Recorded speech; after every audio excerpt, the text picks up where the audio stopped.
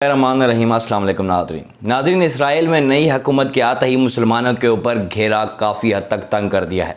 हालात इतने कशीदा हो चुके हैं कि इसराइल ने अपना मशहूर एयर डिफेंस आयरन डोम एंटी मिसाइल सिस्टम तक एक्टिवेट कर दिया है, क्योंकि इसराइल को अभी ये खदशा है कि किसी भी वक्त हमास की तरफ से रॉकेट बमबारी हो सकती है। लेकिन आखिर ऐसा क्यों है कि हालात एक बार फिर से इसराइल और फ़लस्तीन के दरमियान कशीदा हो चुके हैं। इन कशीदगी की असल वजह जो है वो इसराइल में बनने वाली नई हुकूमत है।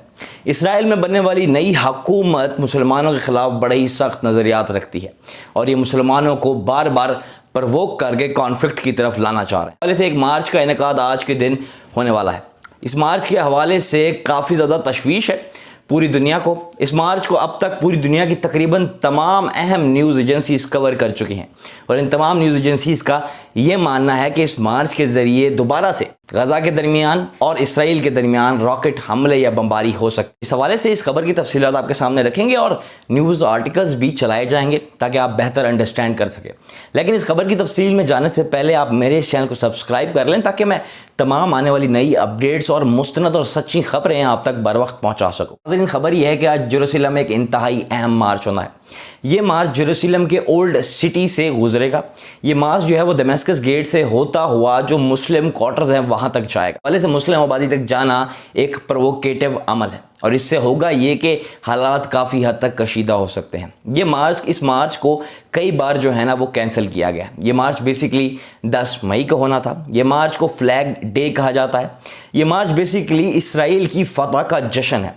ये जश्न है 1967 वॉर का। जी हाँ, 6 डे वॉर, जिसमें अरबों को बदतरीन शिकस्त हुई थी इसराइल की जानिब से। ये उसी फतह का जश्न मनाएंगे। ये नाचते गाते जेरूसलम की पुरानी दीवारों से होते हुए मुस्लिम क्वार्टर्स तक जाएंगे। इस हवाले से वाज़े तौर पर फ़लस्तीनियन अथॉरिटीज़ ये कह चुकी हैं कि ये मार्च जो है ये एक प्रोवोकेटिव अमल है और इससे कशीदगी काफ़ी हद तक बढ़ जाएगी।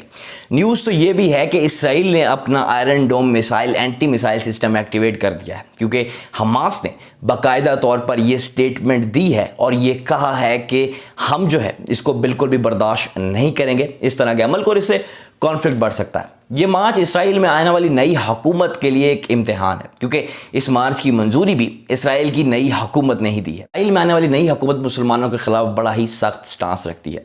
इस हुकूमती जमात के कई पॉलिटिकल लीडर्स का ये मानना है कि अब वक्त आ चुका है कि इसराइल जो है वो अपनी एंड गेम शुरू करे और फ़लस्तीन का कब्ज़ा मुकम्मल, फ़लस्तीन को इस खित्ते से मुकम्मल तौर पर मिटा दे और गज़ा के ऊपर भी मज़ीद बमबारी करके हमास को ख़त्म किया जाए। ये इनके अज़ाइम हैं और अब ये उस पर अपने आमाल जारी रखे हुए हैं।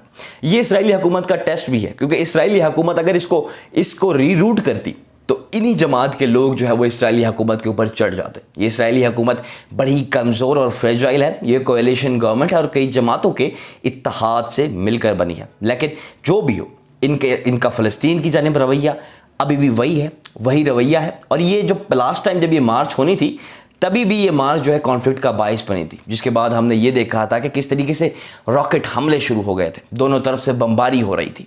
वो भी इसी मार्च को रोकने के लिए किया गया था और अब उस मार्च की मंजूरी दोबारा से इसराइल दे चुका है। किसी भी वक्त ये न्यूज़ आती ही होगी कि क्लैशेज होना शुरू हो गए हैं फ़लस्तीन के दरमियान और इसराइल के दरमियान। न्यूज़ को तमाम बड़ी news agencies Al Jazeera, CNN, Reuters ने कवर किया है और इन सब ने यही अपने आर्टिकल के अंदर यही लिखा है कि इस तरह की मार्च की मंजूरी जो है ये हालात को कशीदा करेगी और जो पिछले कुछ दिनों से सीज़ फायर बना हुआ है ये उस सीज़ फायर को ख़त्म कर देगी, क्योंकि फ़लस्तीनियन वज़ीर आज़म भी बाकायदा तौर पर ये स्टेटमेंट दे चुके हैं और उनका भी यही मानना है कि इस तरह की मार्च जो है ये काफ़ी ज़्यादा नुकसानदेह होगी और फिर से इस खित्ते के अमन को बर्बाद कर सकती है और कॉन्फ्लिक्ट दोबारा से शुरू हो सकता है। तो ये थी मेरी वीडियो इस न्यूज़ अपडेट के हवाले से। मैं उम्मीद करता हूँ वीडियो आपको पसंद आई होगी।